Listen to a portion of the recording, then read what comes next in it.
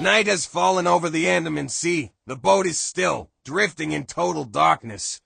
A single white light cuts through the night.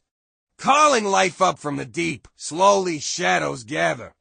A massive school of squid, pressed against the hull, drawn to the glow. One man steps forward. Silent, focused, ruddy. In his hands, a saber net. With one smooth motion, he plunges it into the living cloud. Then lifts. The net rises, heavy, alive. Dozens of squid flashing silver and blue. The deck awakens. He walks toward the stern. One final move, and the catch crashes into the waiting crate. Fresh, wild, taken from the night. This is squid fishing at its purest.